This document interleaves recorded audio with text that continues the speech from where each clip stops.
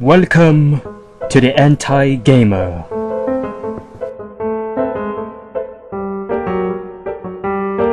Welcome to the Anti-Gamer Show. Welcome to the Anti-Gamer Show. Political activist Ralph Nader mentioned that video game companies, are electronic child molesters. And I completely, 100% agree. What's up, guys? Welcome back to another episode, the 4th episode of the Anti-Gamer, where we discuss why video games should be banned, should be limited, should be basically, well, condemned. And basically, our society needs to get rid of video games. Particularly violent video games.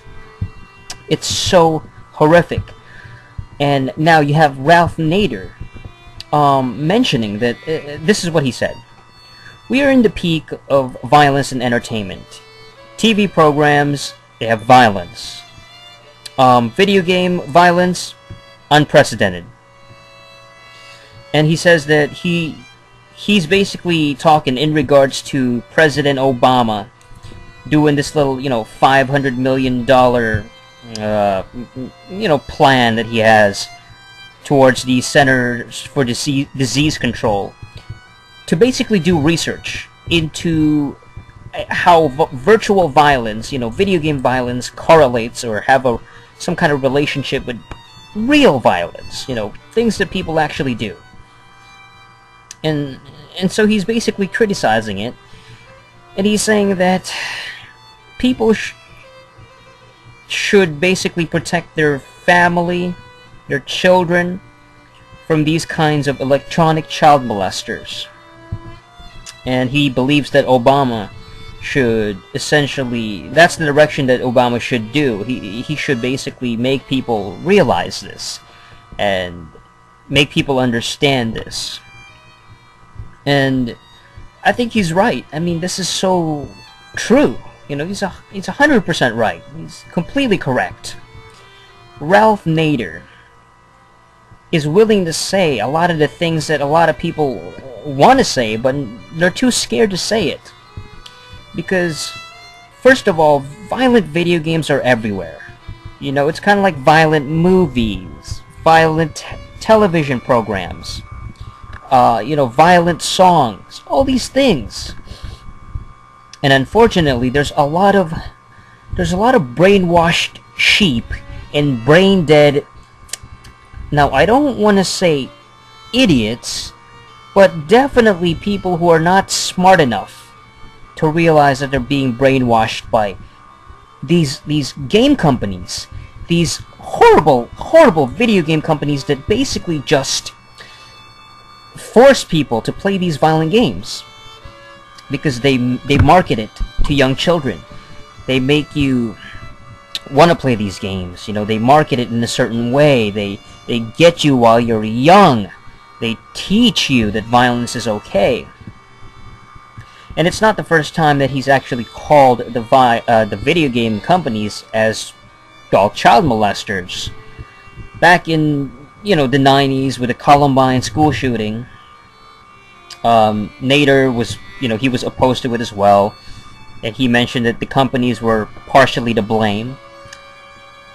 He's mentioned that these boys and girls spent more than $25 billion last year on these game companies, and what they got in return are violent games, addictive games, and tawdry sensuality. That would be fan service, exploitation of women. And he says these electronic child molesters have little sense of restraint or boundaries. Their odious fare is becoming more coarse, more violent, and more interactive to seduce these youngsters into an addiction of direct video game involvement in the mayhem. And I mean, good for you, Ralph. Thank you so much for saying it. It's time that we stand up to these video game companies, not just the games themselves, not just the violent interactive little pieces of crap that they are.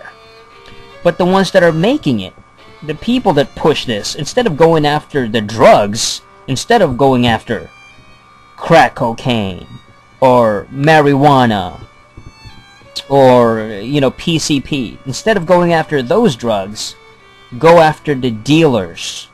Go after the ones who are making these games, creating these video games. That would be the developers.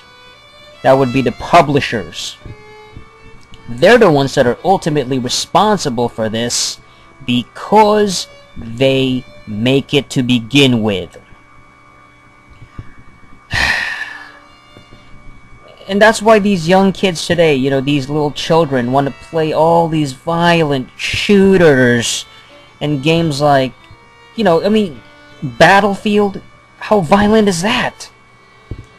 You have games like Anarchy Reigns. How horrifying is the imagery on that game? You have upcoming titles this year alone. Grand Theft Auto 5, God of War Ascension, Gears of War Judgment. You know, all these horrifying games that have a lot of blood, that have a lot of weapons, that do nothing but promote violence to little children. And you got all these people trying to defend it and trying to say that it's not the video game's fault. It's not the gaming company's fault. It's not their fault. How can you prove that? I mean, violence is on the rise. There's too many shootings going on. There's like a shooting incident that happens like every year or every other year. You know, you're gonna have to look it up. You're gonna have to look at the statistics. But it happens too frequently. And when is it happening? At an age of video games. That's right. At an age where there is a video game boom. There is a boom period. There is a surge in popularity with these shooters and these violent games. This kind of stuff didn't happen in the 80s. This kind of stuff didn't happen in the 70s. This stuff didn't happen in the 60s. I mean, my goodness. This started happening when video games started becoming more popular, more realistic, more crazy, more violent. And then in the 90s, it really escalated, you know, the Columbine shooting. You know, in the 2000s, it exploded. Like, everybody was doing it, you know, so many shootings.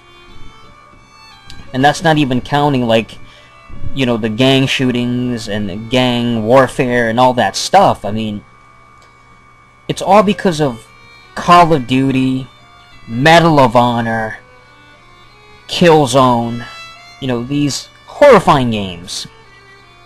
I can go on. I have a huge list of the most atrocious video games that should be banned. They should really stop making shooters. I don't understand why they keep making these.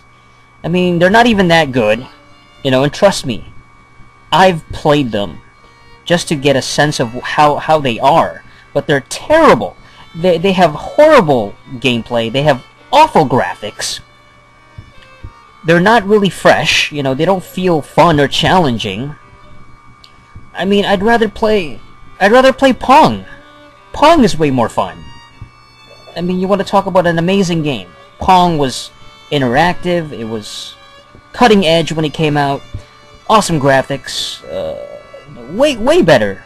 You know, what would you rather play? A freaking horrible, violent game like The Last of Us that's about to come out from Sony. It's going to be a PS3 exclusive. I believe it's from the developers of Heavy Rain, another violent video game. But yeah, The Last of Us, if you've seen the trailer for the E3 2012 trailer for this thing, it's basically an adult man, you know, a man probably in his 30s or 40s, hanging out with a young girl. I think it's his daughter. She's got to be like 12 years old. And they're just killing, you know, random innocent people in this trailer.